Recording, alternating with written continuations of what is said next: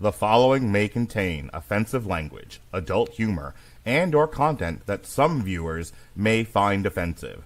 The views and opinions expressed by any one speaker does not explicitly or necessarily reflect or represent those of Mark Radulich or W2M Network.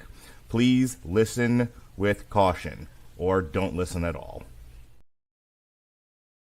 TV party tonight! What? TV party tonight! Oh! We got nothing better to do than watch TV and have a couple of brews. Don't want to talk about anything else! We don't want to know! We're dedicated here To our favorite shows! Oh, my circuit! Everybody loves Hypnotoad! Scary dog! Pearson and Blurnsville! Futurama!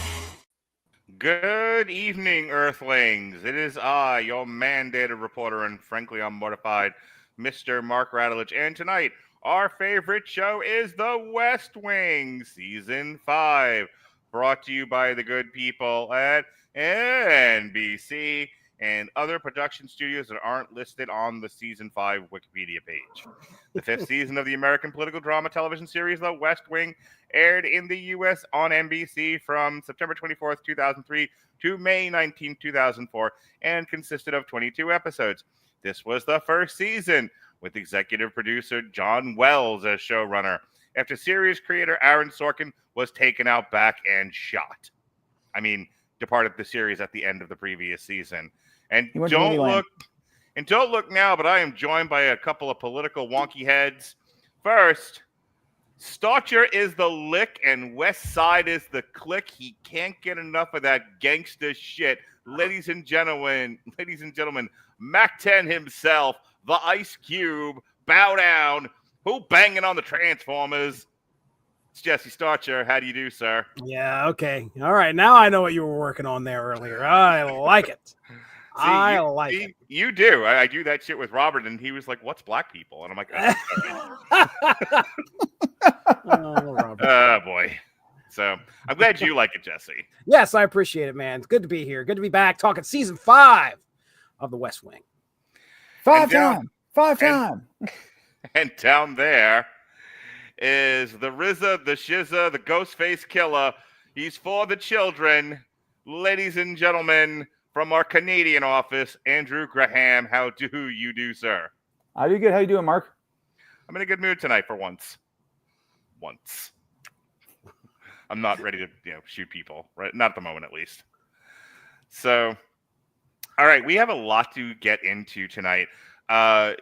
Season 5, as I mentioned before, is the first season where Aaron Sorkin was gone from the show, and it was, as I mentioned, the showrunner was John Wells, and there is a distinct difference in the writing of this show. Before I get into that, just really quick, did you want to, Andrew, were you on the season 4 review? I was. You were. Okay. So you're all caught up. Yep. I lose track. Okay. So yeah, we have a new showrunner. Aaron Sorkin's gone, and a couple of observations that I wanted to make. I shared with you guys in the pre-show prep. We're going to talk about it now. The absence of Aaron Sorkin made the writing of this show less stylized, I think, for the better. It's less distinctive than your average political drama, which doesn't necessarily work in its favor. But I think it's a minor issue compared to how much better I think the writing is, because it's less cute by half. There's less soapy drama. This has become more. See, here's the thing. I guess it depends on what you want out of this show, because if you want a soapy workplace drama with Sam and Diane, kind of at the centerpiece of this thing, but it just happens to take place in the White House, then I think the first 4 seasons give you that. However, you just want a show that is kind of a comment on modern politics, specifically the Clinton administration, which would be its closest analog, then season 5 really gives it to you. And for that reason, this is now my favorite season of this show. I know it's a hot take, but that's me, hot take Radulich. I loved this season. The Supremes is like my favorite episode of all time from Good. this show. I like two things happened with this season, and I'll shut up and let Andrew and Jesse get in here.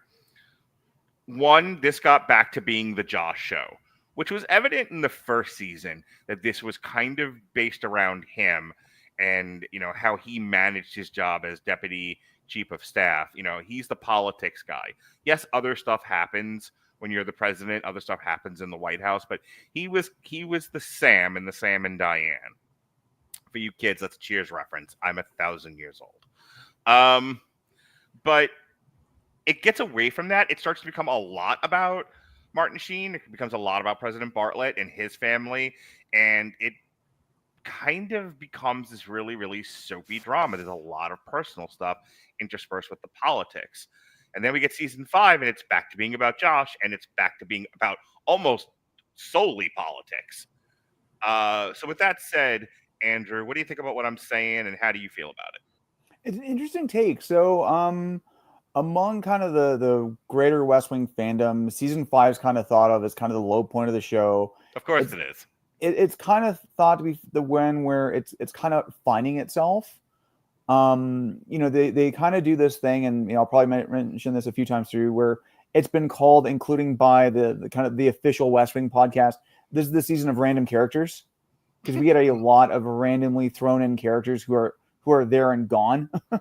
Mm-hmm. There was a lot of testing of that sort of thing. That said, I think even just, I've rewatched the show a million times, but I was kind of doing a couple of select rewatches, one of which being the Supremes. Yes. And there are still some really solid episodes in here. Jesus Christ, we have Muppets. Yeah. That's quality. But it is interesting. Maybe, and again, we'll probably get into this. It does get back into the politics. I think there's still some really key personal stuff going on in this season. And then also it is really that refocus on I think I'd probably disagree with you a little bit and say this is the transition to Josh becoming the main character at this point. Mm-hmm. And that I'm just going to say without getting into the arcs of season 6 and 7. Okay. Jesse, your thoughts on what we're talking about? I'm a simple man. I was looking, I could feel the difference. We'll just put it that way. But it seemed probably a lot more subtle to me as far as the writing goes than to you guys. You guys are more in tune with number one, the politics of what was going on, and the fact that what Sorkin has done in the past. Just comparing it to previous seasons, I can only say that I feel the difference. It feels more like and I'm going to use this term. It doesn't really apply here, but monster of the week, where you have something, where you have, we have no, it something. Totally does. Oh God, it's the Speaker of the House. Right. Shit, how do you know about the episode where the Klingons show up in season 6? So that's kind of the feel that I got. And yeah, man, you pointed out there were a lot of characters. Yeah. My goodness, you learn a lot about a lot of different people. Now, there are some big moments that happen in this season, and I still feel that like the overarching thread that I feel like may have been there in some of those seasons previous just didn't feel like it was here at all. Like, we had, and granted, they're kind of touching back on some of the stuff that happened, Abby's medical practice issues, that Jed Bartlett's MS comes up a little bit, but it isn't like the focal point of some of this stuff. It is more like some of the stuff is happening, and you just gotta remember, oh yeah, he has MS, and that, how's that going to play out? So there's my thoughts overall as far as the writing goes. So there you go. Yeah, I love that you called it the monster of the week, because it really did feel like this week we're tackling the budget. Right. This week we're tackling the government shutdown. This week we're tackling appointing Supreme Court justices. This week we're dealing with farm subsidies. Like, I guess, and being objective about it, I know why I like it. I like politics, or at least I used to. No, I still do. I just don't like people. But I like shows about politics. I like that nuts and bolts stuff. later on when we get to like the newsroom, or if you ever watch K Street, where it's these shows are so finely tuned on what's going on politically.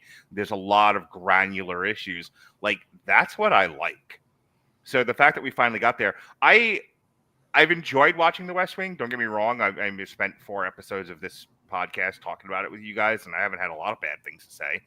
But I will tell you that in my personal watching, there's a lot of me playing with my phone, and it's usually during the more soapy parts. But I also think I'm in the minority. Like, I know I'm in the minority.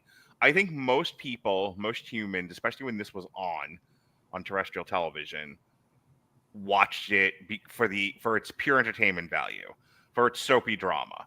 And I can tell you that the writing and the producers were like, the general public wants, I'm going to give you guys a chance to react to this and then we'll move on, wants there to be a focus more on the people and less on the politics.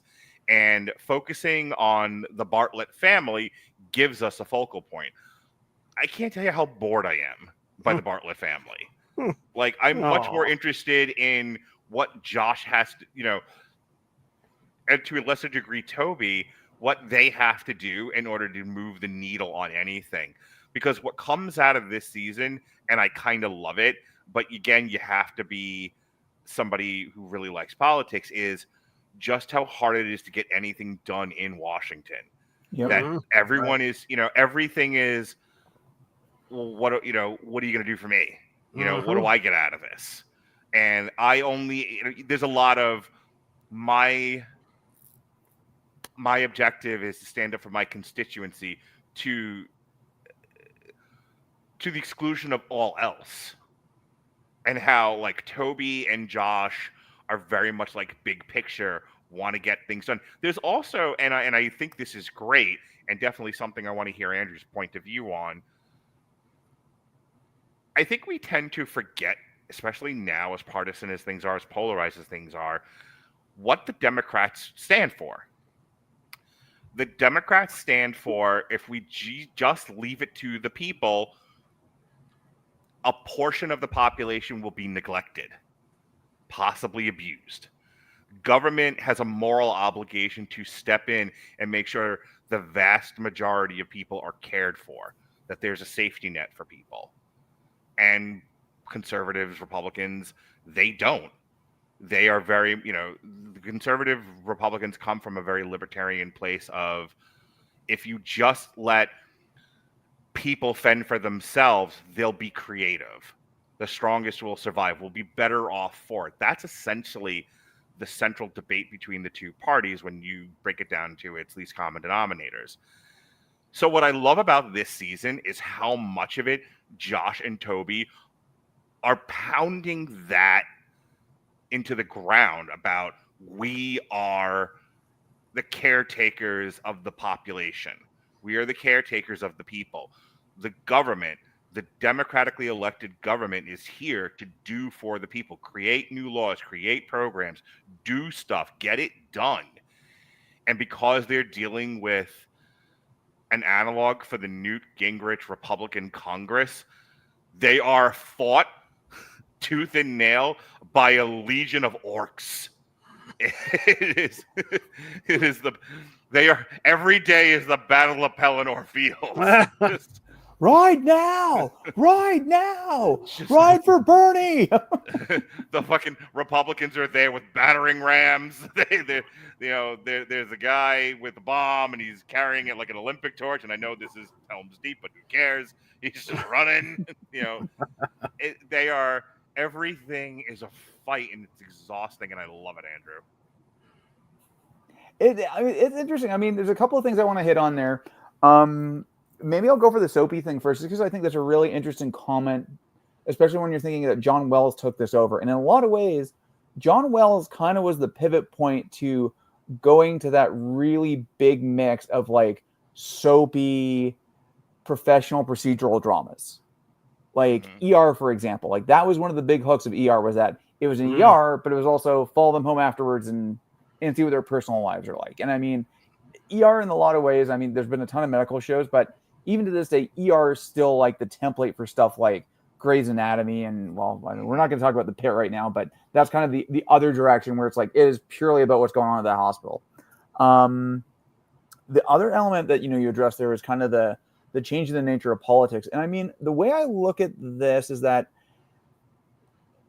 I think we start to get away from the various, or at least the way the Republicans are portrayed in some ways. You start to get away from people who have distinct ideologies, and their ideology becomes to win, which I think it was a lot of what Gingrich was, and I think is what you've seen in a lot of the Republican Party and a lot of conservative politics today, where it's like, damn the torpedoes, damn any ideological inconsistency. As long as we win, that's my ideology. Let's take directly from the show John Spencer's line. We run in prose, we govern in. We run in poetry, govern in prose. Yes, we run in poetry, we govern in prose. Yep. There's a lot to be said about that philosophy. It's also why people get disillusioned. Yeah. Because they are promised, a chicken in every pot, and a cocaine in every bear, and then they get there and it's hard to get the cocaine to sniff the bear. I said what I said. Keep going.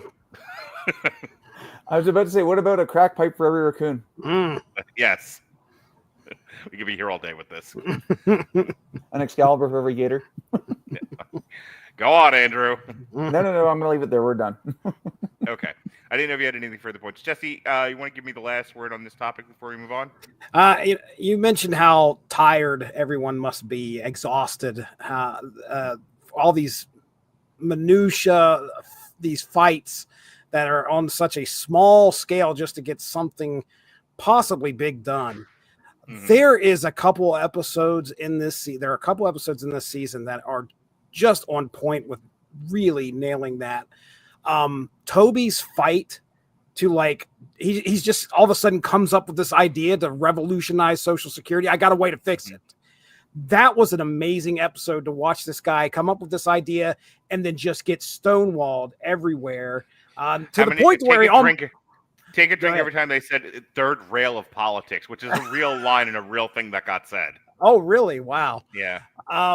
Yeah. And then, to have all of that fight throughout that whole episode.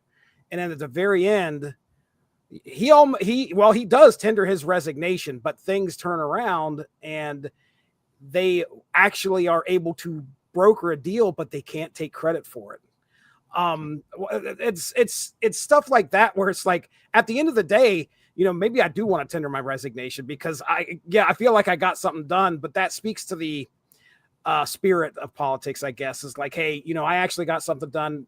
It's noble to get this completed and actually not take credit for it. I have done my bit for God and country. I will go home and rest. Right. You can picture Donna crawl up beside Josh. You can rest now, Josh. Well, there's a whole. It's kind of interesting. So there's a lot of conversation going on this week. So we just had an election, and we actually just had the new cabinet announced this week. Mm-hmm. And one of the things that they were talking about was on one of the podcasts I listened to, The Strategist, and they were talking about the political lifespan of a lot of staffers. Yeah, and they're like, you don't have people who are staffers for 30 years in politics. Mm-hmm. There's people who work in government for 30 years, but there aren't people who are political staffers for that long because you burn out. You've got a political career for 3 to 7 years. Mm-hmm. And that's probably one of the bigger fictions of this show is that you have as many people sticking around for the duration of an administration. Probably if you look at any other 2-term presidency, you're probably looking at 2 to 3 chiefs of staff and, probably half a dozen press secretaries and various other things. And that's not even because of friction. That's just because people get tired. Mm-hmm. Sure. Yeah. Look, it's exhausting to be constantly traumatized. And when every day you have no idea what's going to happen next, what natural disaster, political disaster, foreign disaster, military disaster, and it just keeps coming. This is I've made the joke. Barack Obama walked into the White House. He looked like just big, sexy guy. He had meat on the bone, and and he had hope in his eyes. And he left looking just skinny and dead-eyed and gray. He wasn't black anymore. I can tell you that much. He looked like Detroit. He just Well, the man had to go out, and that was him going for sneaky burger runs while he was at it. yeah. Anyway, so I want to talk about this, and then I'm going to pitch it to you guys. See what you got on your mind. We have to deal with the way the show opened. So the season 4 finale was Zoey Bartlet got kidnapped, and it seemed to be maybe kind of sort of could be retaliation for them killing the leader, the Defense minister of what's the hell is the name of the country? Kumar, thank you. I almost said quorum. I'm like, that's not right. Kumar. And so he temporarily invokes the amendment and he steps down as president temporarily. We have the Speaker of the House, who's John Goodman, and he's a Republican. And it's so funny because I remember like reading ahead in the Wikipedia, like the staff is struggling with President Walken, and I'm like, I watched that episode or two because it's only a 2-episode arc and then it's done. Then they get Zoe back. The Wikipedia made it sound like during the brief time that he was president, like they ended Social Security, public assistance gone. The New Deal entirely rolled back. We went back to 1910. And there's a Democrats are just killing themselves. Like, why? Why are we even here? It's like, wow, that's not what happened.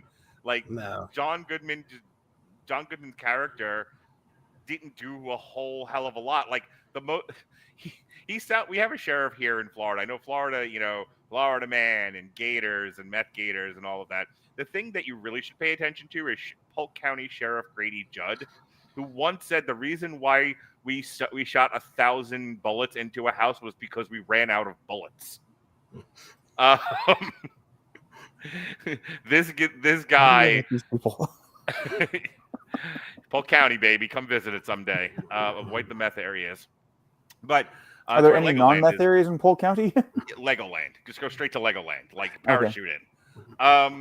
But he's kind of like President Grady Judd. He's when the story breaks about them shooting the defense minister of Kumar, he's just like he took no shit from anybody. He was like that. They're all kind of wringing their hands, and Bartlett, especially because of what happened with Zoe, which I also have to address with him and Abby.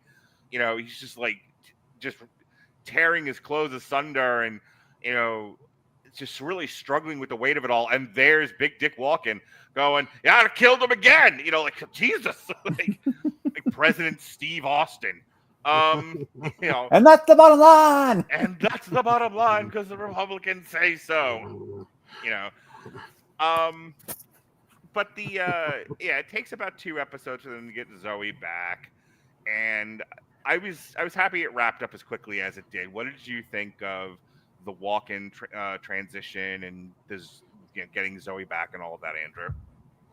I thought it's interesting. Like there's 2 elements that I think about with this, and I want to also respond to what you were saying. I think a lot of the panic that the staff had that they were portraying on the show ended up, of course, not being anything policy related, but I think it was all, for lack of a better word, it was PR related. It was image related, where they're talking about even that first press conference before they get into the Kumar stuff, and Bartlett standing off to the side. And I think it was Josh who said he looks small. Yeah. Because there is that degree of the imagery around a president. And I mean, we kind of had a lot of conversation about this in the last 4 years regarding Biden and things like that, where, is the president projecting competency and strength and abilities and things like that. Let me do a real world. Let me interrupt just to do a real world analog. The difference between Jimmy Carter and Ronald Reagan. Yeah.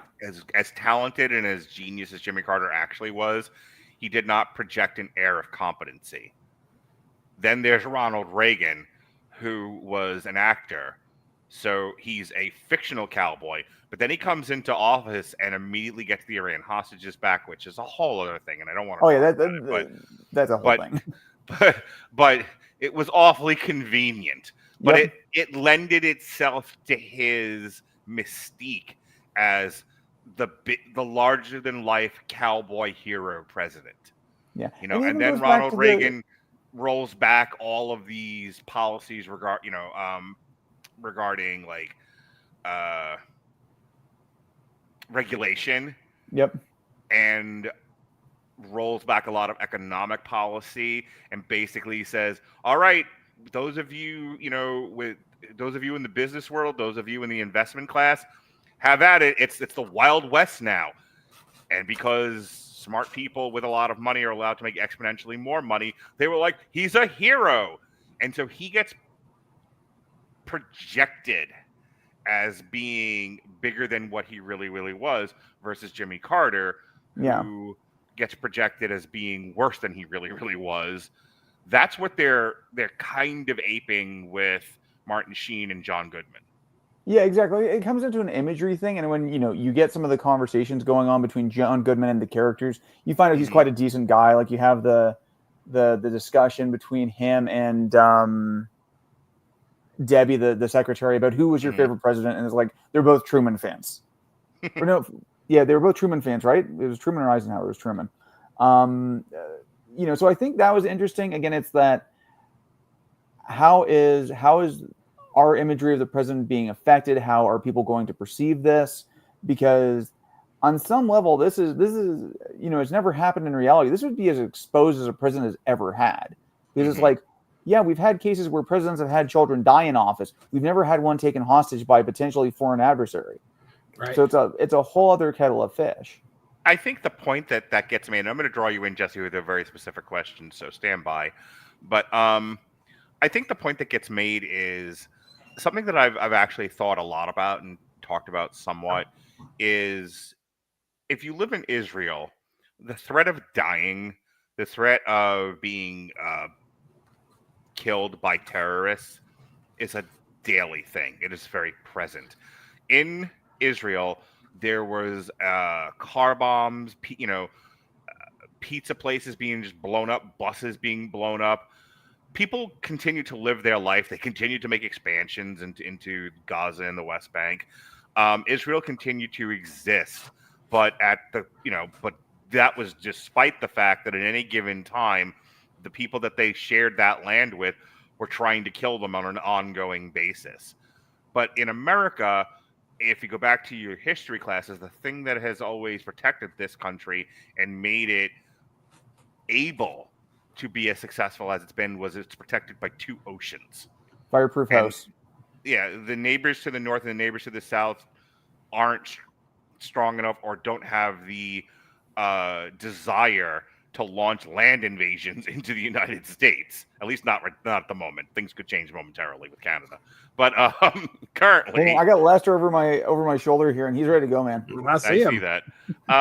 But Europe, Africa, Asia, they're all on top of each other with the ability to cross over land. And in America has always been protected by its two oceans. And then something like 9/11 happens. This is the analog I'm talking about. The Zoey Bartlet capture, kidnapping. It reminds you that we now live in an age where nobody is safe. And this could happen at any time and anywhere. We know the oceans are no longer relevant. That is, no pun intended, quite the sea change from how this country developed. And we did not deal with it well. And the show really does point to that. Like, we don't, for those countries, for those areas that have, developed through time with the ever-present danger of an invasion or an attack of some kind, they're used to it and roll with the punches. This country doesn't quite know what to do with it. It hasn't happened all that much. Right. Did you want to respond to that, Andrew, before I go over to Jesse? I think that's a really valid point, and I think that kind of sets up one of the big arcs for the season, which is where does Bartlet go in terms of, and I mean obviously like the national element of it, but also the personal element of like how does Bartlet react to everything based on this? Because I think there's a big portion of those this scenes with him in the national security where there's like no good options ever. Yeah. Well, like the entire thing though, like I mean, I think kind of the first half of the season is Bartlet getting his groove back. Yeah. And then let the Bartlet end of be the Bartlet, season, baby. Sorry? Let Bartlet be Bartlet, baby. Yeah, exactly. And it's him trying to figure out, reconcile with some of this stuff. And by the end of the season, he's presented with a conflict that, again, directly ties back to what happened and mentally ties back to him on what happened on the season before. Jesse, I would like to get your expert analysis on affairs in the Middle East, because I know that's... No, I'm just kidding. I would like you to weigh in on the human element, because what comes out of this, and I think if I had to hazard a guess, this touched you in a way that it didn't quite resonate with me, but I recognized it. So Bartlet, in a previous season, there's that line that lives rent-free in my head. Now, this is the worst part of your liberalism. There's John Spencer, Leo, telling him, you have to do this. It's gross. It's not what we should be doing, but we have a moral imperative to be immoral. Okay? And so he does. He makes the hard choice. That's what presidents do. And a season or so later, his daughter is kidnapped, and it might be for that reason and that reason alone. Right. And Stockard Channing has the luxury of just being an angry mom. She's not an elected official, though she seems to think she is at times. She's not a foreign leader. She's not a foreign ambassador. She's just a mom.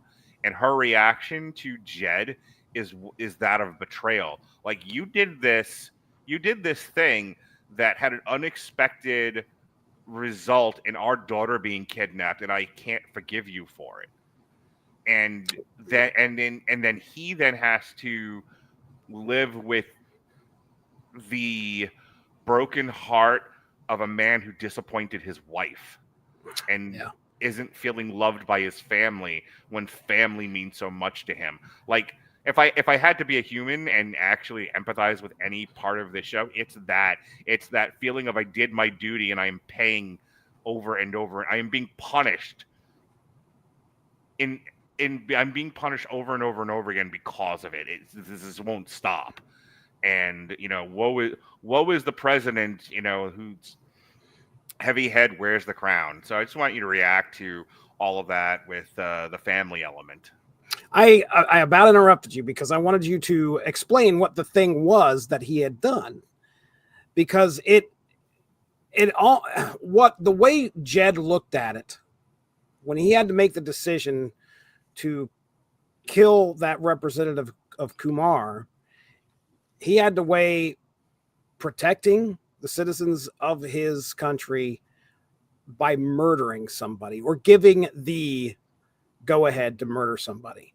Right. Now, where Abby comes in is somewhat understandable. At least I thought it was. I hated the fact that she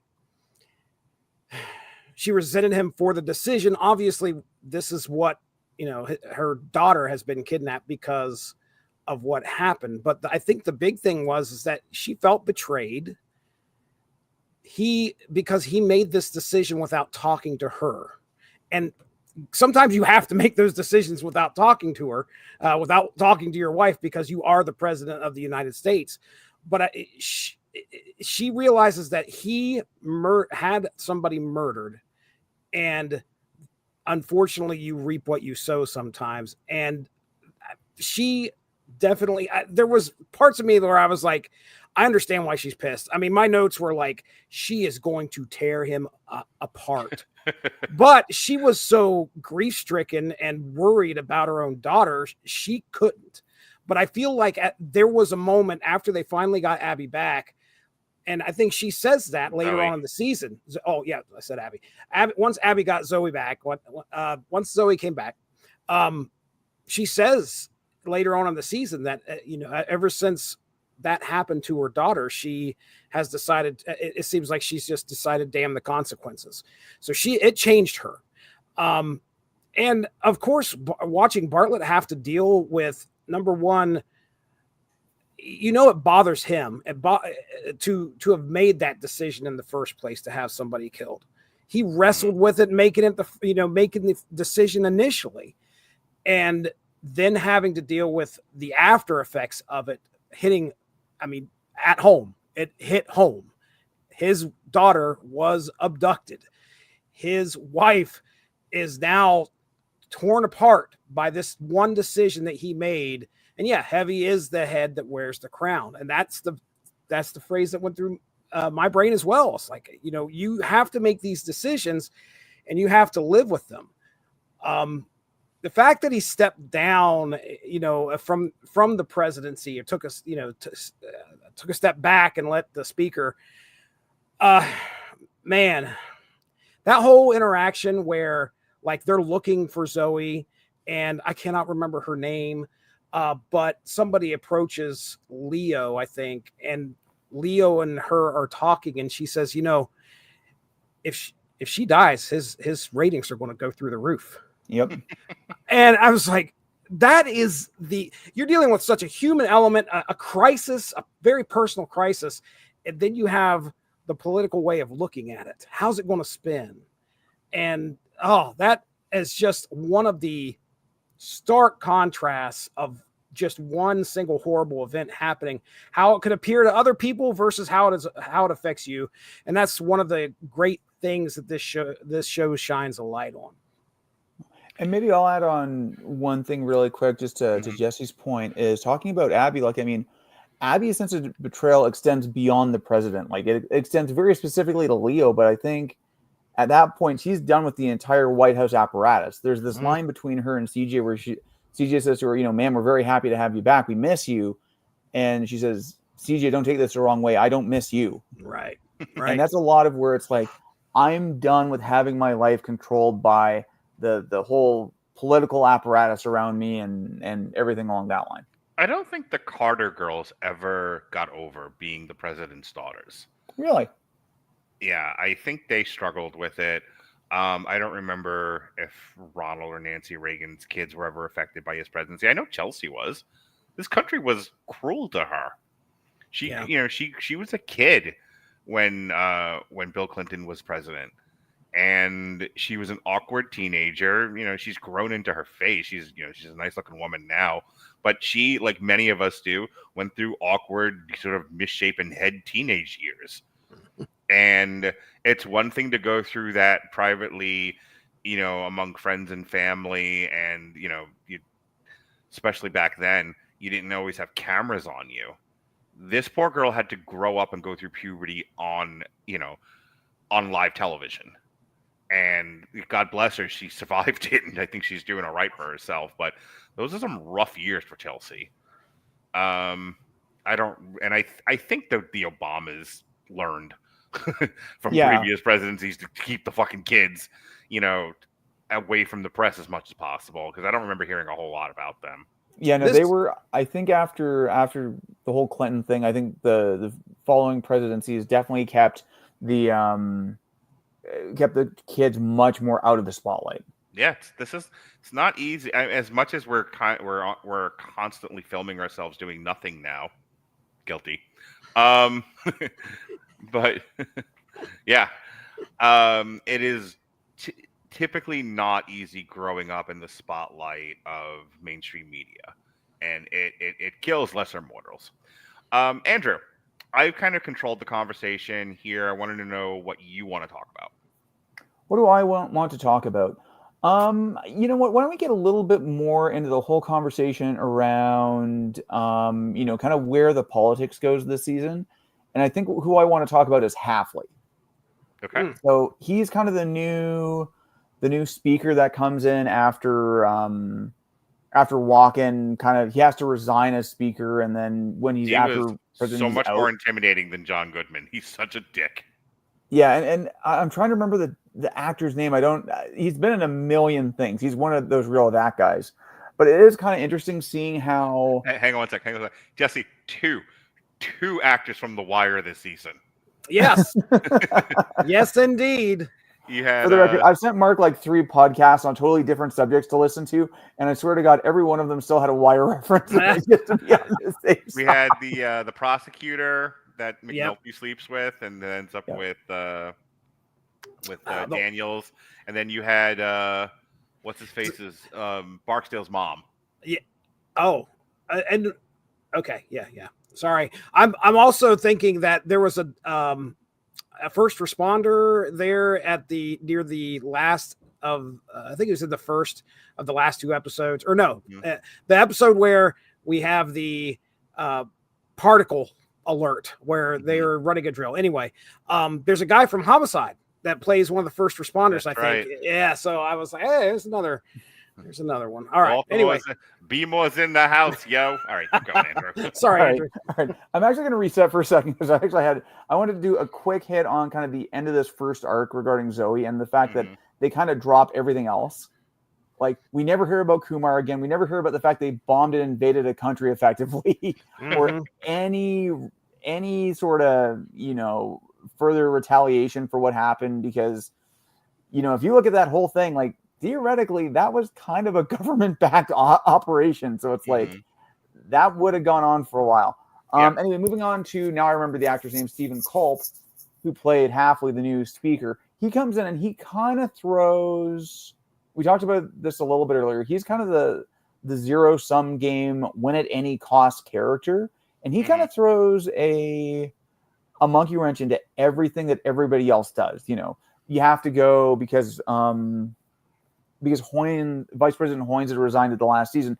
They need a new vice president. And Halfley shows up, even pulls a fast one on his own Senate leader, and sneaks in his own list of names of kind of the B or C team that the president has to pick from.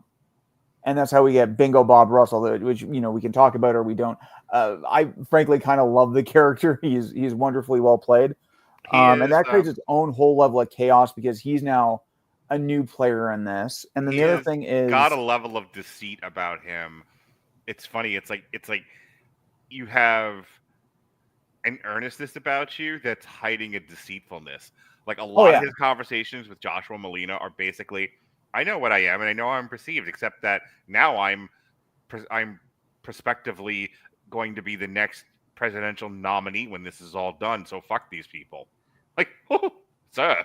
Oh, for sure. And I mean, I think, the show does definitely move in that direction of a little bit more, realpolitik, I think was probably one of the ones that the Cylon that you engage on a regular basis came up with. But, Halfley's kind of an interesting character, an interesting foil, because you get to see his machinations. You see him start to really play the negotiating game during the whole Shutdown arc and everything that happens. So he kind of puts everybody on their heels in terms of how to deal with. On the flip side, you get this issue within the White House where I think you get some of the A players really getting taken off their game. So, we talk a bit about Bartlett. He's lost his mojo a little bit, so he's got to try and get that back. He's focusing on the wrong things. There's that arc where he goes to Oklahoma to deal with, to be kind of counselors in chief as opposed to coming back and dealing with, I think, the Japanese prime minister. And then, of course, you've got the start of what I like to call the Josh arc, which starts with constituency of one where he kind of overshoots a little bit, actually loses a senator, and is basically, it's inferred pretty closely, he is this close to being fired. And there's a whole degree of him trying to get his own sense back, his own self back, his own confidence back, and where he moves forward. It's really good stuff. My favorite episode of this season is The Supremes. I mentioned it before. Yes. First of all, Glenn Close, who's a marvelous actress, is in that episode. They're trying to fill a vacancy on the Supreme Court, and they have to pick like the most moderate of moderates in order to make. I can't remember the actor's name, but he's from Deep Space Nine. Robert Picardo. Yeah, he was from Voyager. And please state the nature of your constitutional emergency. Yes, Voyager. Sorry, you're right. Not Deep Nice. Space, sorry. He was the EMH. He plays the holographic doctor, and I love I don't know how I feel about an issue until I'm faced with it, and you could just see Bartlett's face fall off. And look, it's a valid way of being. A lot of times I find myself saying that, like, I don't know how I'm going to feel about this until I have to deal with it. And we take it into case by case scenario because I can't paint with too wide a brush. But I think because the Supreme Court is the ultimate law of the land in terms of, what's constitutional and what isn't, there's a belief that we should get people with very distinct points of view on things in order to guide the court in a particular direction. That's why it's so important when a president has to nominate somebody. And so, you have the Democrats going, this is our chance. This is our chance to open up the playing field for more constitutionally progressive laws. And then there's the Republicans. This is our chance. This is our chance to move the country back to the days of antiquity. Less things are legal. More, a more conservative approach to things. And what is the red hot button issue underneath all of that? It's abortion. The woman's right to choose and all of that. But you go even deeper. It's where are decisions made? Where are decisions for rights made? Is it the person or is it the state? Is it the state or is it the federal government? What are we doing here? Which direction are we going to go in? And that all ultimately gets determined by who's on that Supreme Court bench. But the other thing I love about this episode is they start talking about, like, it's not just the Supreme Court. It's all these other courts, these circuits. They're like, laws get made everywhere. It's one of the people get so excited about the presidency, and they ask me why I'm more emotional about it. I'm like, because your life is ultimately determined by local politics. Sure, federal government, it gets all the sexy news coverage, but if you talk about things that really impact your day to day, it's your local and state government that do that. I'm more affected by what happens at the state side here in Florida than anything that happens on Capitol Hill. Yeah. So that's where my emotion and my attachment lie. So I love the episode because essentially what they do is they convince the very liberal judge to resign so that he can be replaced by liberal firebrand and previous haver of an abortion, Glenn Close, and that way they can nominate.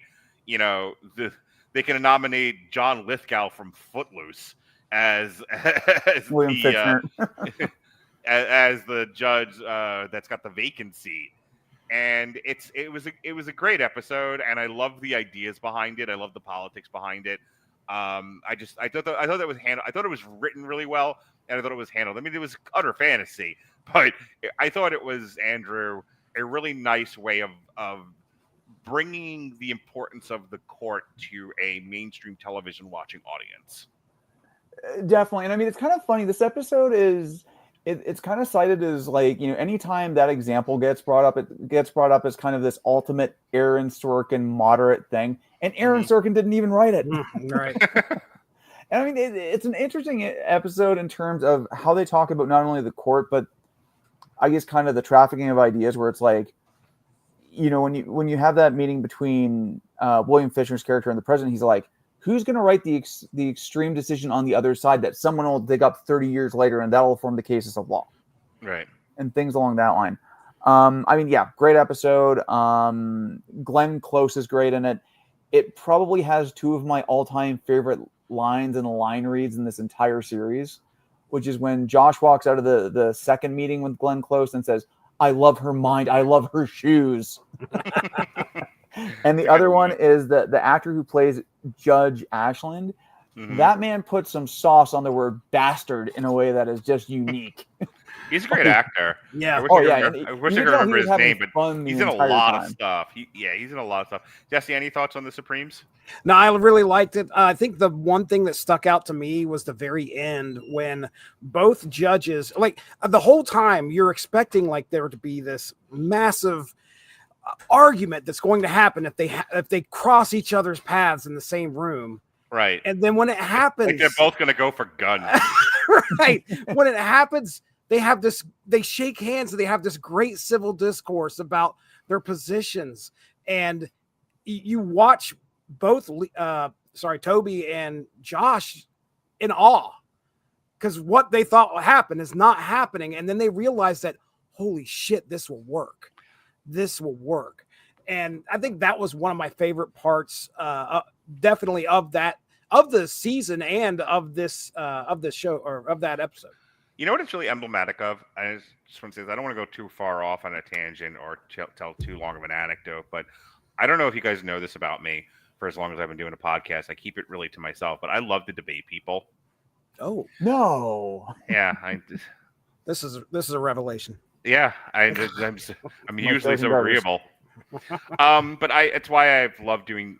I used to love doing Damn You Hollywood for as long as I did, because Robert was a great debate partner.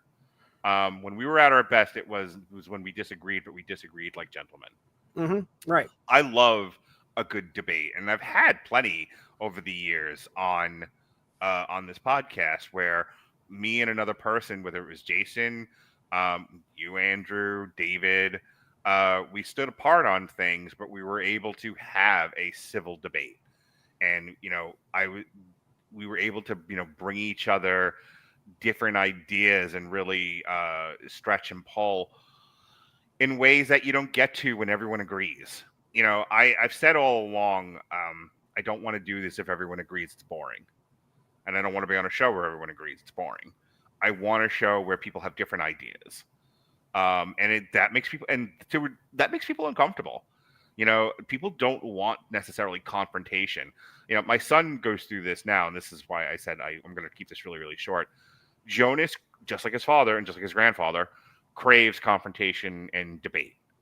And he has a sister who craves agreeability and stability and, not being challenged.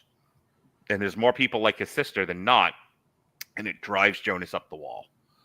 And I said, you got to find your people. You got to find your Robert, and then you got to leave everybody else alone because they don't like it, But very few people get into law who seek agreeability. It's people who like to argue, like to challenge, and it was fun to see two minds do battle against each other, like Glenn Close and What's His Nuts. Great battle between Glenn Close and What's His Nuts. And when you have a mind to appreciate it, it is a sight to behold. That being said, the last thing I'm going to bring up, and then I want to read from the list I got from ChatGPT of what specific issues the show is getting at, and I'll just kind of read through it quickly, and if there's a comment, we'll stop, but we don't need to make a big long thing of it. And then I'll go to you, Jesse, for your list. The season ends with yet another cliffhanger. Donna goes to the Middle East on a fact-finding mission, and hey, you may have heard me mention this before, her convoy gets blown up. And everyone dies except her because she has plot armor, but she gets fucked up pretty good. She looks like, she's got a messed up leg and she's in bandages and she was in a coma there for a little while. And we have a big cliffhanger, like right at the very end.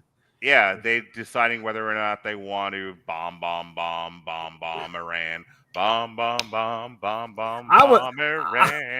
I was more going along the lines of like, we have a blood clot that happens to Donna. Yeah. We don't know if she's going to live, and what a cliffhanger. She lives. Oh, I was about to say, spoilers. Donna has like Wolverine like healing ability, given how quickly she's up and running it after like 5 episodes. Yeah. They all do. Josh gets shot, and and he's just got a little case of the PTSDs. It's fine. Oh no, they give him like 3 months. They give him like a 3-month time jump to kind of heal a little bit. But Donna's like, nope, we're back. Yeah. There's that scene where they're putting all of the black armor on her and the helmet over her face. Oh. It's like Donna gets up and she's like, "Where's the guy? Where's my photographer boyfriend? Oh, he died. No." Thank you. I thought he went to go join the Death Eaters. So, Andrew, what did you think of the finale? It was good. I mean, it kind of introduces something that, not to get too deep into it, but something we'll get into the real arc of early in season 6 is this real chasm between Leo and Bartlett over what to do. Right. Mm-hmm. Like there's a really base argument, not only from a political point of view, but from a moral point of view, to saying, this attack has happened. Our people have been attacked.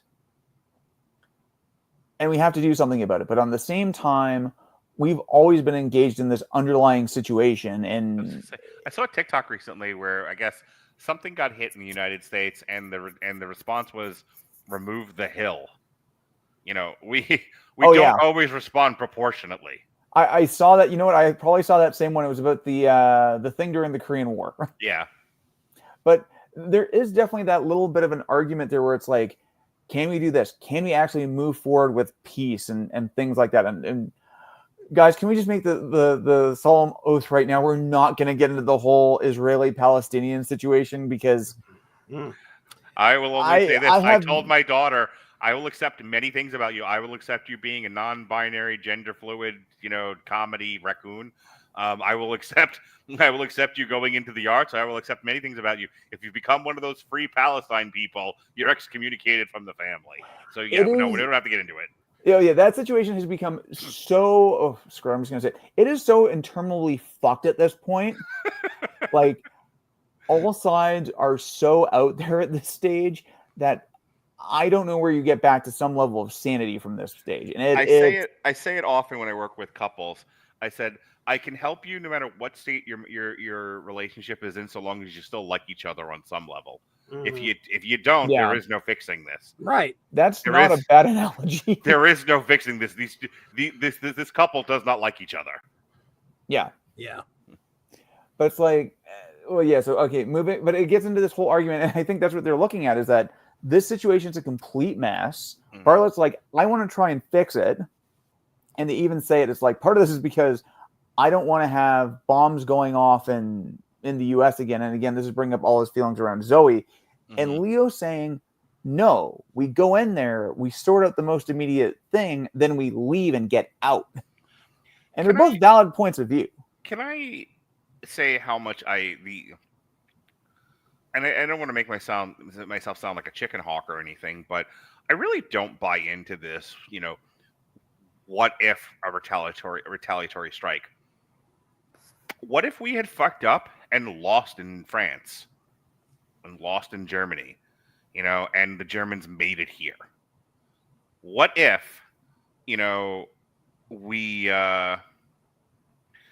it's like we went into Vietnam to help the French and risked the ire of the Soviet Union. We went into Korea. They went into Afghanistan. I don't remember us invading the Soviet Union anytime soon.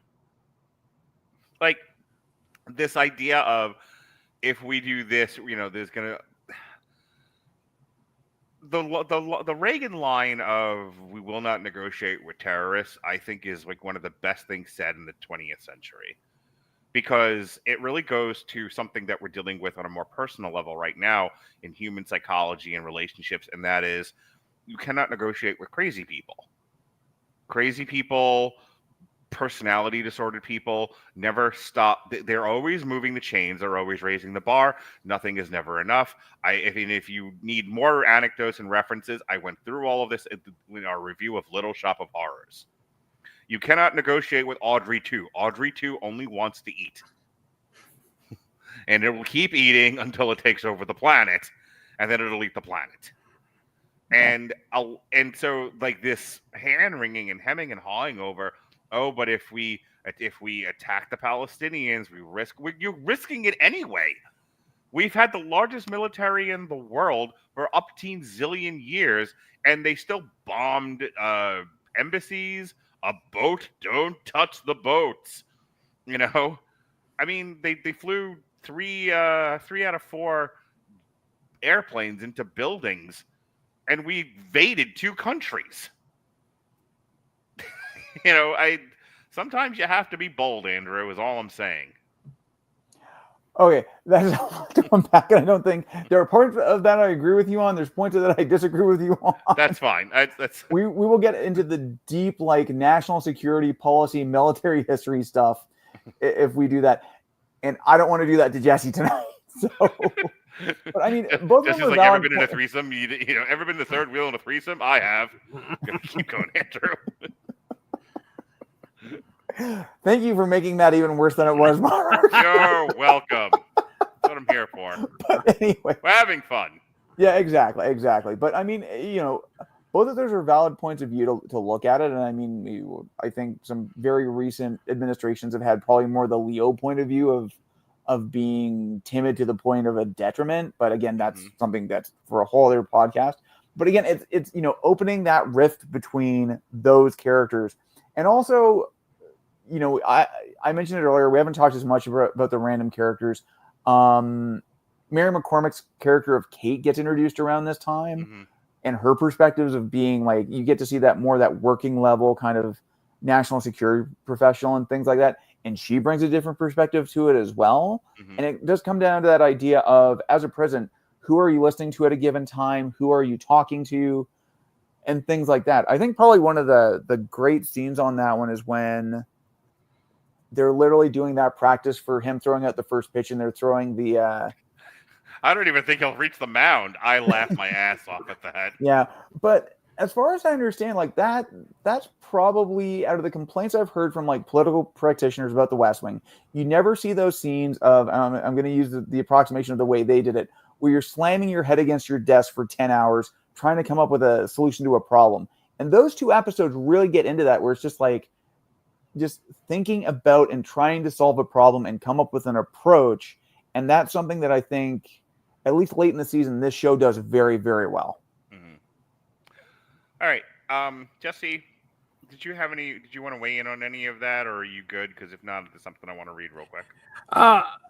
As far as the finale goes, Yeah. Let me just get you guys' opinion. Do you feel that Leo is getting painted a little bit villainy? And when I say villainy, it feels like he's there to support. But there are some times where he has some interactions with characters where you're just like, damn, dude. I think he has a moment with Josh. Josh is screwed up. He lost that senator, right? Mm-hmm. The senator switches sides, and he looks at Josh, and he's like, I'm going to keep you around here.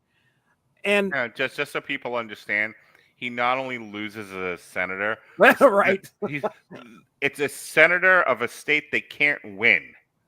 Yeah. So they've gotten Idaho by the skin of their teeth. He's hanging on by a thread, and he already has to kind of be a little to the right to be a Democrat in Idaho. And then he's pissed off at Josh so badly, he just says, "Fuck it, I'll be a Republican." Yeah, and now here's my resignation. Gone, and now the state's gone. Now Idaho is gone forever.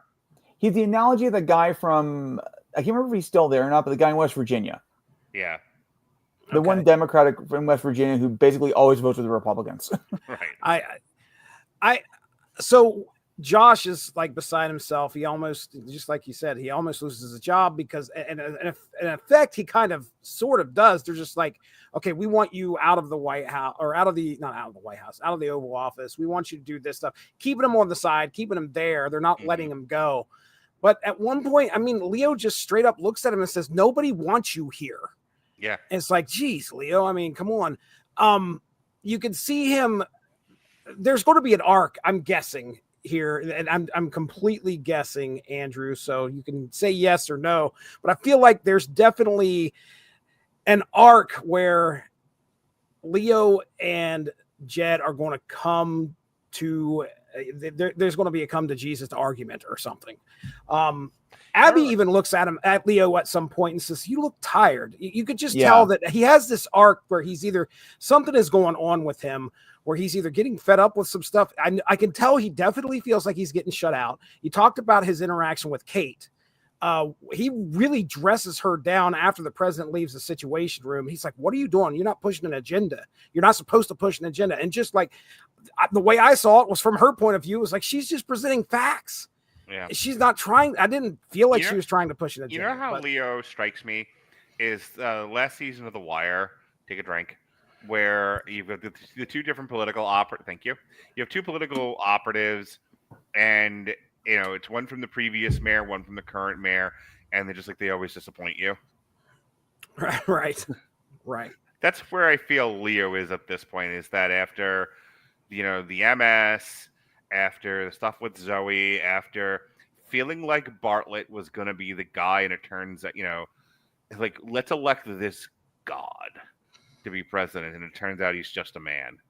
And men are boring and men are disappointing. I don't know if it goes to that degree or not where he's disappointed with Bartlett. I think a lot of this even comes back to something we talked about. Everybody at this point is exhausted. Okay. Yeah. Like, this is I can only imagine where, you go to some of the governments over the last 5 years, like, how are a lot of these people who let's say came into a government in like 2019 was feeling by the end of 2022, where it's like, or 2023, where it's like, God damn it. Every single minute has a brand new crisis. First, we have a first we have a pandemic, and then we have a Sharknado, and then we have Right. cocaine bears, and then we have Vladimir Putin. And I am in a group chat for cancellations of appointments. It goes off every 6 seconds. I had to mute it because it was too much for me. Could you imagine me and these people? Oh, dude. yeah, Oh, dude. I think the way that the ending was set up to finish out the season was awesome. The pitch across the mound, you see him, you don't get to see the pitch, you get to hear it. But one thing that you could take away from Jed is like he started to get better as he became more angry and more determined. And he was able finally, while he was in the halls of the White House, able to get the ball down to where it needed to be. And then the same thing happens at the game. He gets into this argument with Leo. He's very passionate. He knows where he's going to stand. You hear him walk out. You see him wave, and then you hear him throw that pitch, and he made it across the plate. It went into the glove. I think that was a great way of kind of like hammering home that this man's passion and his values are something that fuel him, I guess is the best way to put it. Yep. But anyway, so yeah, that's my thoughts on the finale there. I'm interested to see how this Leo Jed dynamic's going to shape up for the next season. I thought it would be interesting. And I'm not sure if we've done this before. I think we've talked about it, but I don't think I've ever formally done a list. So I'm actually going to put this on screen. I think that would make more sense. Share. we're sharing screens. I'm getting into a traumatic work moment right now. Welcome to a team call. All right. I don't know how well you can see it, but I had ChatGPT do a season 5 plot line comparison with the Clinton era parallel. So this is the West Wing season 5 versus the Clinton administration real life events. Zoey Bartlet's kidnapping and Bartlet invoking the 25th Amendment. The Monica Lewinsky scandal and Clinton's weakened leadership. While not a literal invocation of the 25th, the scandal paralyzed Clinton politically, much like Zoe's abduction leaves Bartlet politically impotent. Appointment of a Republican speaker as acting president, Walken. Newt Gingrich's rise in GOP power play during the government shutdown from 95 to 96, symbolic of a moment when Republicans gained major leverage. Just cut in, guys, if you got something to say, and I'll stop talking. I've got nothing on that. Okay. CJ clashing with the Pentagon over military decisions. U.S. pilots downed. Civil military tensions during the Kosovo campaign and post-Desert Fox era. Clinton had frequent pushback from military brass on operations. The Middle East Peace Summit and Gaza bombing finale. Camp David Summit 2000 and the Second Intifada. Echoes Clinton's failed efforts at brokering peace between Israel and Palestine and the subsequent violence. You can't reason with lunatics. Andrew, your job, if anything sounds inaccurate, is just to yell out hallucination. Okay, because that is what AI will do every once in a while. If you see something that or hear something that doesn't sound correct, should have heard me on a podcast a few days ago where I just totally mismatched an actress who was 14 at the time for one that was 23 in the movie I watched because AI told me to. So yell out hallucination. You're going to know it better than I will. All right, continue, Mark.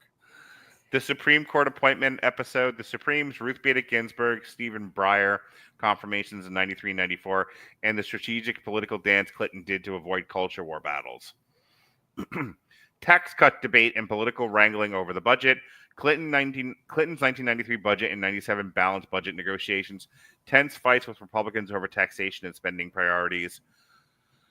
Bartlet dealing with international assassinations and reprisals. Clinton's response to the embassy bombings in 98 and Operation Infinite Reach raises questions of proportionality, international law, and presidential authority. The only one I'm trying to remember, I'm assuming this just harks back to the arc of the late in the last season. Mm-hmm. Because I don't remember any one of things in this season, but yeah. Toby's arc around public broadcasting cuts in education. Clinton's push for NEA, NEH funding and Goals 2000 education initiative, frequently targeted by conservatives. the White House's struggle to manage a fragile coalition and shifting base, Clinton triangulating with the GOP, losing liberal trust, particularly post-1994 when Dems lost the House. And finally, the Leo Bartlett tension over idealism versus pragmatism, Clinton versus his own staff party over welfare reform, NAFTA, and the Defense of Marriage Act compromise for survival. All right. As I said, I got a very strong sense that this show, the modus operandi for this show, the marching orders were, hey, we want to talk direct. If we've been doing it a little indirectly, we want to talk directly now about what went on in the Clinton White House and do episodes about it. So that's that. Andrew, go ahead. Oh, sorry, I was about to say I don't know from the stuff I've listened to, and actually there is now an official, well, semi-official West Wing book called What's Next, talking about the show. Anything that I've ever heard about it is that it wasn't really ever meant to be like a one-to-one to the Clinton White House, but it was definitely kind of pulled from the headlines to try and give those pieces of news to work from one element or another. I mean, look, at any given time, stuff that happened during the Clinton administration could have also happened during the Reagan administration. Oh, yeah. Writers write what they know, and those writers live through that. Yep. They live through Reagan. They live through HW. They live through Clinton. And at this point, I mean, and maybe to this point, and this is where this is coming from, I think if I remembered right, they picked up a couple of either consultants or staff writers who'd actually come off of Gore's campaign. Mm-hmm. So you had people who had kind of inside insight onto how everything was going at that time. So, again, good resources to say this is how some of these conversations were going on. Okay. It'll have a big impact in the next season. Before we go to Jesse's list, which is always fun, is there anything else that we haven't talked about that you have a burning desire to? Yeah, I think we talked about it. I mean, I don't know if I want to get into all the random characters they introduced. Okay. Some interesting ones. I thought bringing in Ryan as kind of the Josh understudy / mirror reflection in a lot of ways. Oh, he was fun. Oh, he was. Only because Josh hated him so much, and he kept doing things for Josh secretly and then not being able to take credit for it. And then at the end, you find out he's on the other side, and he kind of played Josh a little bit. Yeah. It was good shit. Well, Josh was such a dick to him. Like I like Josh, and like I said, he's the lead of the show. He's the Sam. Yep. But kind of seeing him, seeing somebody take a bite out of him every once in a while for his shitty behavior is also nice to see. One of Josh's favorite lines is when he's trying to get out of something because he's screwed up. He's like, Donna's here because she's invaluable. You're here because your uncle's so powerful. I can't fire you. All right, Jesse, you're on. What are your moments of the season? Here we go. We've got 21 episodes. I've got 22 episodes, 22 moments ready. First one, we don't use the word recession. All right. Don't use the R word. Bagel? Bagel. Yes, bagel. Bagel is the code word. The second episode where they had to deal with Zoe's kidnapping and possibly getting her back. There was a moment in the second episode where they finally got her back, but Jed wanted to read the other speech that they had wrote just in case she had died. That was powerful. He went through such hell. I mean, my goodness. Episode 3, I got down here, that last shot. Oh man, this one hit me. You talk about the humanity of this whole Zoe situation. The last shot of President Bartlett, Jed remembering his kid, remembering Zoe as a child riding a horse that gets loose, and the horse takes off and it's running. She's got to be petrified. And when Jed finally, the horse finally calms down or whatever, and Jed goes over and grabs her off of the horse, she looks at her dad and she says, I wasn't scared. And that's a lie. Right. Because she doesn't want to let her dad down. And that really hit home. I mean, that was just one of those things where, like, your kids, the last thing your kids want to do really is affect you scare you in some way. They do it all the time, but they don't want you to know that they were scared. And they don't want you to worry about them. And that actually, you'll notice that's actually a trait in a lot of the Bartlett children. They don't want to worry their dad. They don't want to make things difficult for their dad. And it's that little bit of extra character development for Bartlett and this family. Kids brought up right seek their parents' approval and try to avoid being disappointing them. Right. And their father is such an intellectual behemoth. He is. Gosh, is he ever. That, again, disappointment for him is like, disappointment from God. It's rough. It's rough. Well, also, I think kids want to protect their parents too. Even when they see them like that, they're like, I need to put on a brave face for my dad so he doesn't worry about me. Right. Sure. And I think all of our kids have probably done that for us, and it's kind of heartbreaking when they do. It is. It really is. Next episode, I love how Jed's trying to introduce the VP, and Toby and Will have given him the wrong speech on the prompter, and it's just this speech that's just tearing the VP apart, but Jed knows better. That was great. And then he asked for a copy of it afterwards. Yeah, afterwards he's like, I liked it. Hey, let me see. The senator of Idaho just resigned to the switching parties. We just talked about that. Next note, Leo tells Josh no one wants him here. Already talked about that. That stood out to me. Episode 7, shut it down. Shut it down. Episode 8, Bartlett's walk to the hill.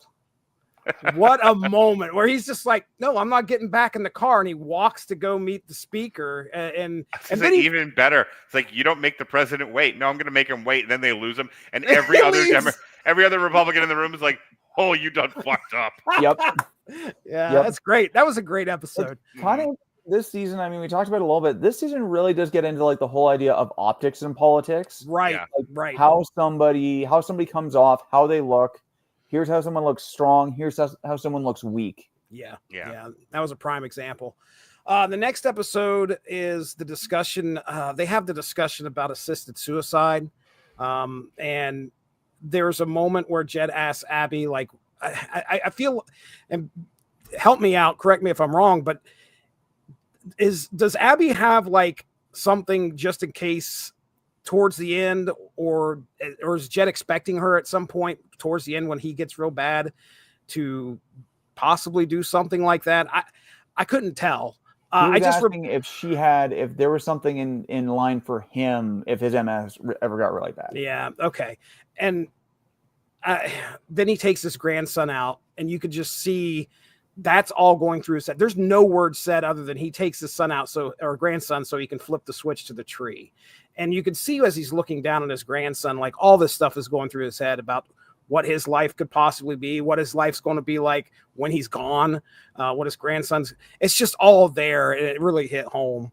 Next episode, meet Liz Bartlett finally. What's that? We finally get to meet the oldest daughter. Right. This was the whole. Her husband, his son-in-law, was going to be running for something else and wanted to get the president's backing, and he's like, Josh is like, no, that's not going to happen. Has to tell him twice. So it's so funny. Like, one, I haven't talked about it a lot, but I love Lily Tomlin in this. Tomlin is fucking fantastic. What an underrated, I think, actress. And I only say underrated in the modern context. People knew she was a talented actress. Why she got as much as she did at the height of her powers back in the 80s. But it's a reminder of how great an actress Lily Tomlin is, and she's so good in this role. And so I bring that up because, you were talking about the daughter and the son-in-law, her husband, Doug. Yeah. Keep going. I've lost my train of thought there, but they were connected in some way in my brain. Lily Tomlin, and we'll put a pin in that. Yep. Our next episode, I think, was it an old? Oh, I'm sorry. He's telling Lily Tomlin an anecdote. That's what it was, and it was about. And it was like what when he was in the Middle East or something like that, and like why they wouldn't let him pay for anything. He was like they kept calling him the man who has daughters. Yep. It's like all my Yes. all my Well, daughters had great guys. Yep. They all married idiots. Yeah, it's like, Josh, never let your daughters marry pinheads. Yes. We all have daughters. We downright. all have to go through this pain. The next the, episode. the day Kira brings home, somebody that doesn't meet Daddy Starch's approval, I just want to be a fly on the wall.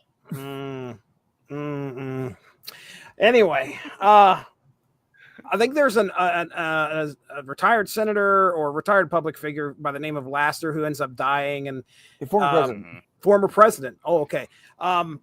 Anyway, they go to Jed goes to his house, and there is an Oval Office that was built to replicate, because he loved it so much, but it was adorned with jars of dirt from battlefields, which just, I mean, that was a crazy sight.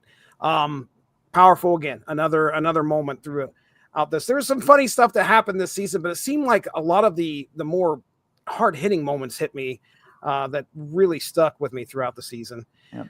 That one was kind of interesting because it was kind of a preview of the Arab Spring. The So Arab that was kind of, the whole underlying like uprising in Saudi Arabia. It was kind of an interesting kind of foreshadowing of that. Episode 11, the benign prerogative. Wow, this was the again at the end of this episode, they're talking about trying to pardon somebody, and Jed decides to leave him off.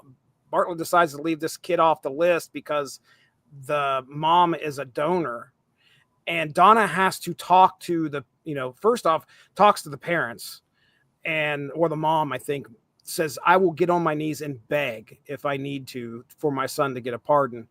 And of course, because of the way it would look, they can't pardon him.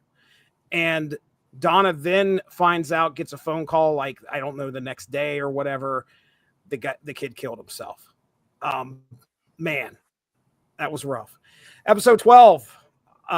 We talked about, this is the slow news day. And I think that might be my favorite episode of this season, is Toby just trying to do this deal.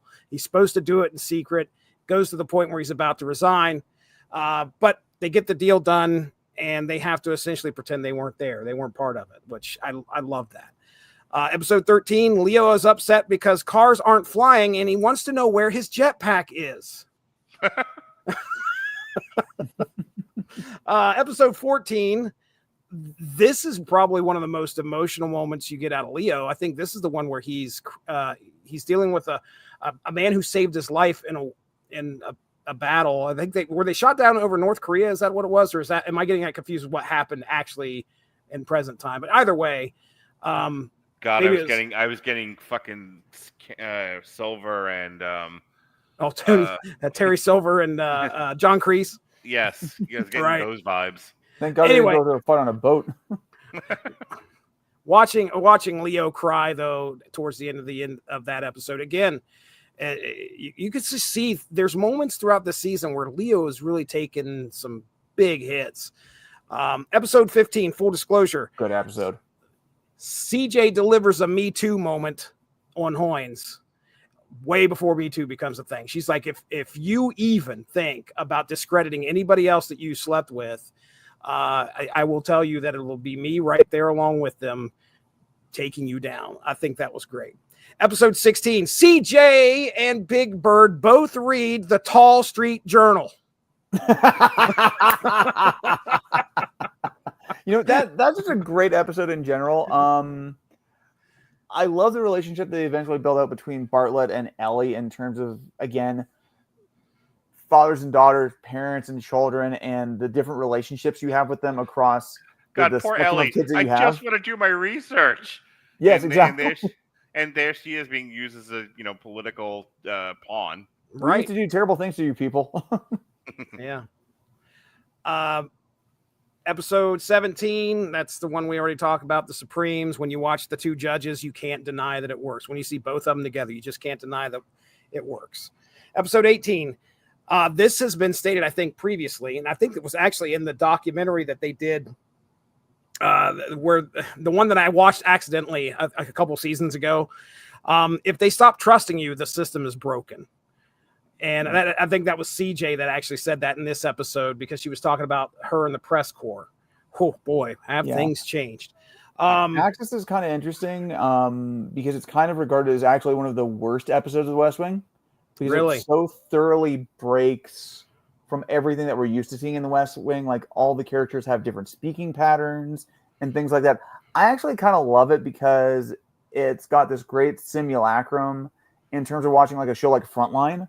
Yeah. Like if you ever watch people, like it's the same narrator and stuff like that. And of course these people are talking differently. They're doing like their I'm talking to an interview voice as opposed to I'm talking to the people I work with voice. But I thought it was a well done episode. Yeah, I didn't hate it, but I do see where you're saying it's definitely a departure. I liked it. I thought it broke up the monotony of the season. Yeah. Again, we're dealing with 22 episodes a season, 45 minutes on NBC. You got to find something to fill the time. Episode 19, Talking Points, CJ trying to make the corporate buyout of station. Can we talk about how prescient that issue is? Yes.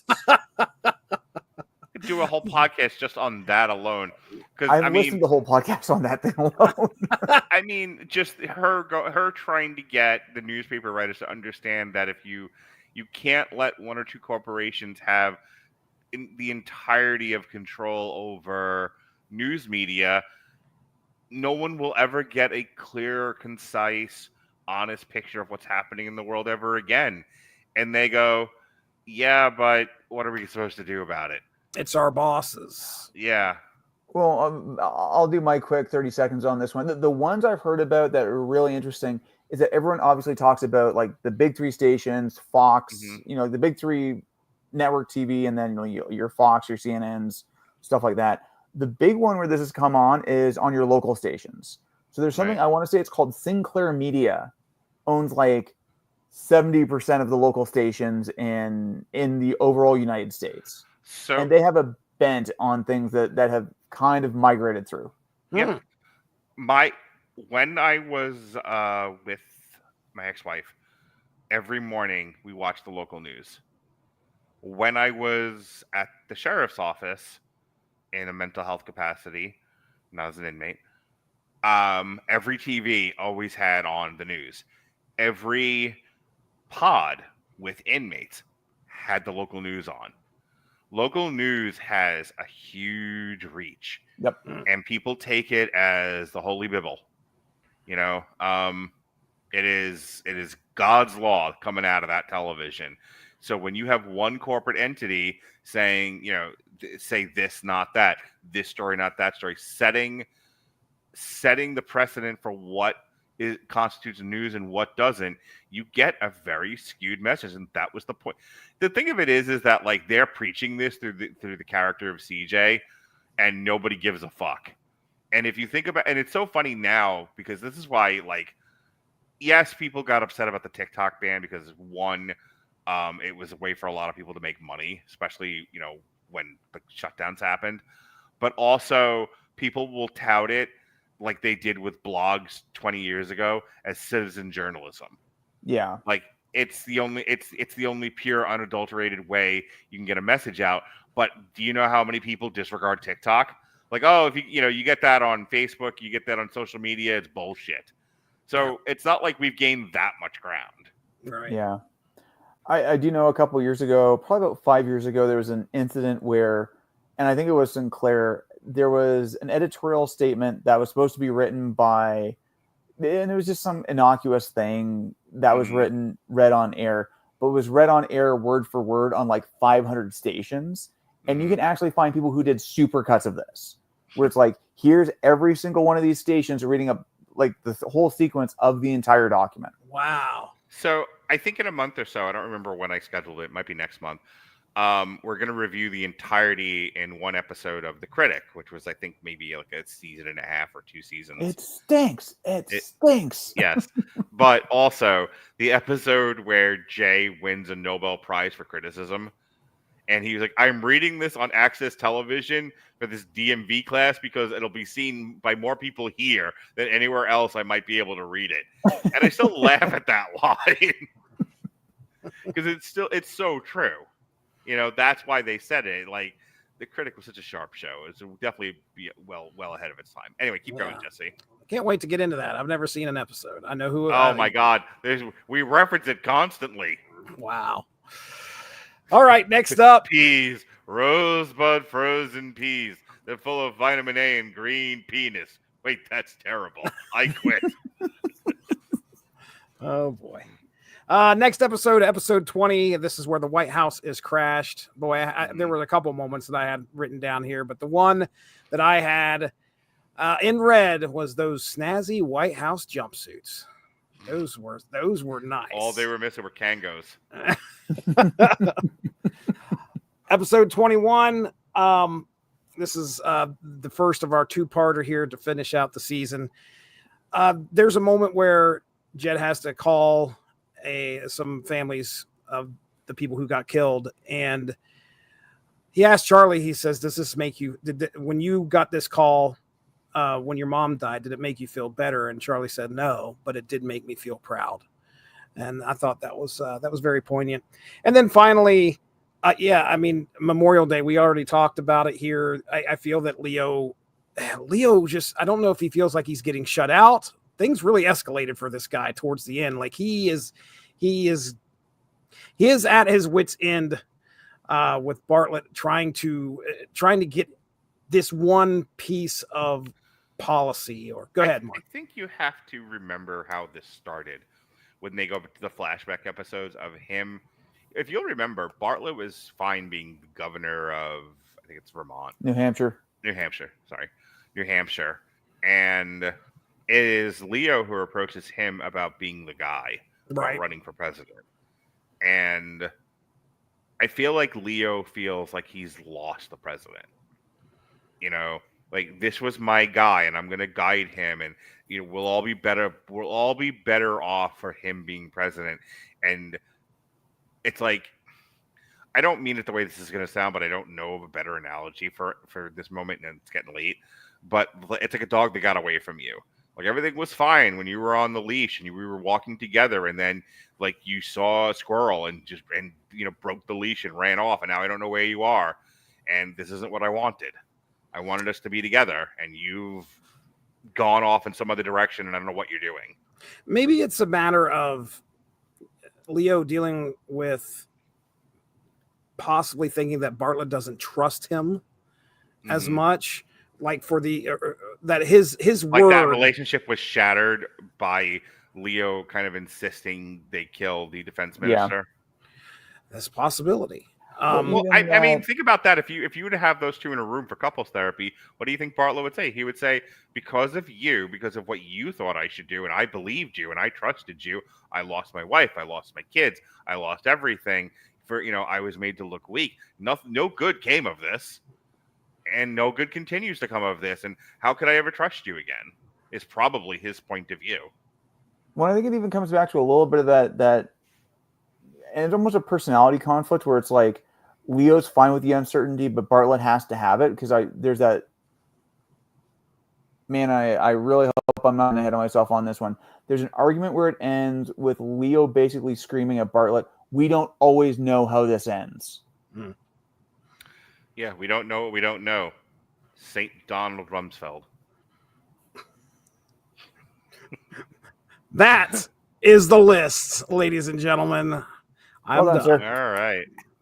Well, yes, very good, Jesse. I just wanted real quick before I forget to say this. Go. I started the last of the two-parter earlier today, and this is unfortunately the first season of West Wing that I had to watch without my wife a little bit of because I got started really late, which meant I had to cram a lot of episodes in one day, and the daughter had come back from college, and unfortunately she requires some time with my wife. I don't know what the heck's going on there. Like, my daughter matters or something. I don't know. But anyway, she wasn't able to watch the West Wing with me. Started the first of this two-parter, and I was like, I cannot watch this without my wife because she has, as much as she has watched with me, she has become involved in the characters and still watched a few episodes of this season with me. As soon as I saw Donna laying upside down in that car, I was like, okay, I got to finish this two-parter with my wife. Well, guess what? We finished. this season, Donna has a blood clot, and I told her, I said, we're done. I'm not watching anymore until for a while now. So she's going to be upset with me. I imagine I'll probably be jumping right into the next season because of the wife. So, but anyway, it was a good season. I can't wait for the messages. The chat's going to blow up. Get ready. Get ready. Speaking of things, I know what's coming. Uh-oh. All right, folks. Well, that is our review of season 5 of The West Wing. I enjoyed this conversation as I always do. Folks, this past Sunday, Pat came on the Whiskey Rebellion, reviewed Havoc, and Pat got to unveil his mass scale. That's fun. On Monday, I had the Mick and Mac attack. We reviewed a couple of comedies that are on streams right now. Nona's, which is right now my favorite movie of the year. I think it's the best movie of the year. I raved about this. Nothing but good things to say about it. Summer of '69, which was cute, and One of Them Days, which cracked my kids up. So go check those out. Tomorrow, Jesse and I, this was rescheduled from a previous Sunday. It's going to be late, and it might even be later than 10. I'm sorry, Jesse. I have to pick up my daughter from her school dance at 9 o'clock, so I'm going to try to make it home for 10, but we might run a little bit late on this. But we got a Sessions here, and, I've always had a tenuous relationship with Alexis Hana. This is all about her this episode, and the plugs that pay her. We're going to write a rap song about it, set to the Money by Shane McMahon. Oh, it's going to be uncomfortable. Here comes the money. Somebody said to me, it's like, you should start a podcast where you just talk bad about all your friends and co-hosts. I'm like, I already do. It's called Sessions. Sessions has a double meaning now. It's, a recording session and a therapy session. Yeah, Jesse is, Jesse is my hog-tied therapist. He's like, I don't even want to be here, and listen to all this stuff, but I make him. That's what I do. This sounds like a different kind of session that you two are getting into, and I think this is the wrong site for that. It is. Welcome to the Rattleton Broadcasting Network OnlyFans. Oh boy. Where I tie up my male friends and I talk to them. God, Graham, why'd you make that joke? Anywho, Sunday, we've got the Metal Hammer of Doom Jukebox. That's back. We're going to be talking Crowbot. Jesse, I sent you some songs to listen to. Did you listen to them yet? I saw them pop up in the feed, but I did not have a chance to listen to them yet. These are all from the album, or? No, these are just different Crowbot songs that I want you to I was going to say, I listened to the album a few times already. You got to listen to the songs I sent you to really get a sense of what this band is. A week from the Metal Hammer, take 2. Damn You Hollywood is back. Oh, it's so late. We'll be talking Final Destination this Monday, the 19th. Then we've got Andor Season 2, which apparently was so good, turned the Critical Drinker around and beat his ass. And then Alexis and I will be talking Apple Cider Vinegar, which is a mini-series that's on Netflix from Australia about the woman who lied about having cancer and was the head of, I think, some sort of health and wellness app, made $1 million, was a big fat liar. And then Thursday, a week from tonight, Mick Wanamaker will be back. We'll be doing a triple feature for The Parenting, Control Freak, and Holland. Some horror movies for your ass.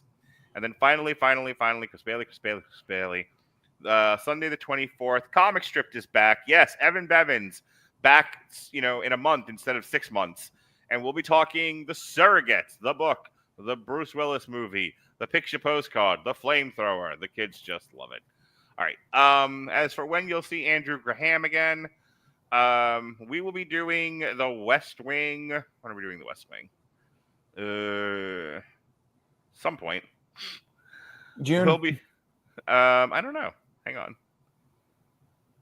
Because I know next month is Pride Month, so a lot of those Thursdays are taken up with Pride stuff. The West Wing. We will be in the near future.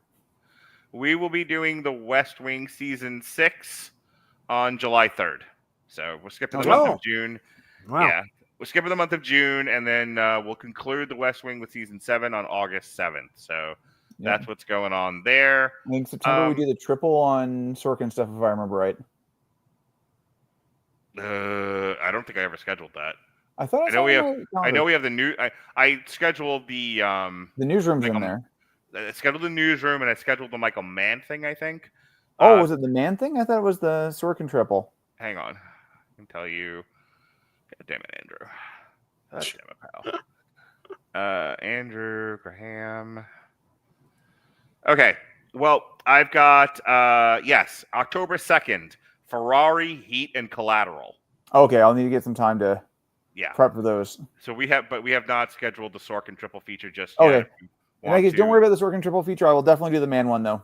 Sounds great. And Yes, and then after August starts the newsroom. More Sorkin for yes, Jesse. How you feel about that?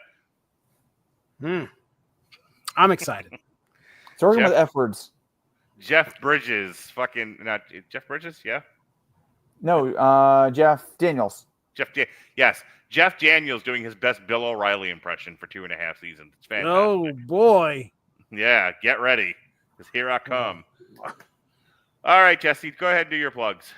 All right. Well, ladies and gentlemen, I run a comic book podcast feed. It's called the Source Material Comics Podcast. Can I tell you, Lily was like, why are his podcasts so short? And I'm like, because Jesse once upon a time found out that the perfect length of a podcast is 22 minutes, and that's all they've ever been since.